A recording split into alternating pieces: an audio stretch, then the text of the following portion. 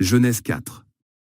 Adam connut Ève, sa femme, elle conçut, et enfanta Caïn et elle dit, j'ai formé un homme avec l'aide de l'Éternel.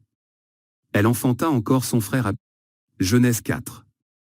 Adam connut Ève, sa femme, elle conçut, et enfanta Caïn et elle dit, j'ai formé un homme avec l'aide de l'Éternel. Elle enfanta encore son frère Abel. Abel fut berger, et Caïn fut laboureur. Au bout de quelque temps, Caïn fit à l'Éternel une offrande des fruits de la terre. Et Abel, de son côté, en fit une des premiers-nés de son troupeau et de leur graisse. L'Éternel porta un regard favorable sur Abel et sur son offrande.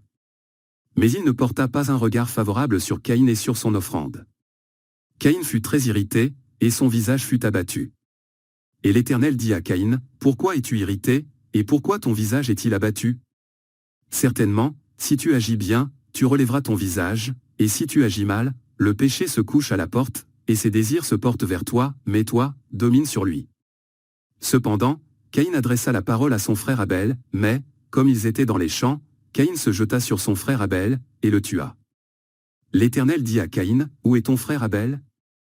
Il répondit, je ne sais pas, suis-je le gardien de mon frère? Et Dieu dit, que as-tu fait? La voix du sang de ton frère crie de la terre jusqu'à moi. Maintenant, tu seras maudit de la terre qui a ouvert sa bouche pour recevoir de ta main le sang de ton frère. Quand tu cultiveras le sol, il ne te donnera plus sa richesse. Tu seras errant et vagabond sur la terre.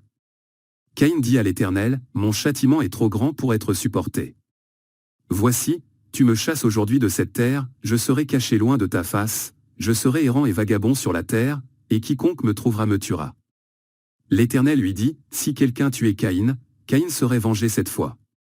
Et l'Éternel mit un signe sur Caïn pour que quiconque le trouverait ne le tuât point. Puis, Caïn s'éloigna de la face de l'Éternel, et habita dans la terre de Nod, à l'orient d'Éden.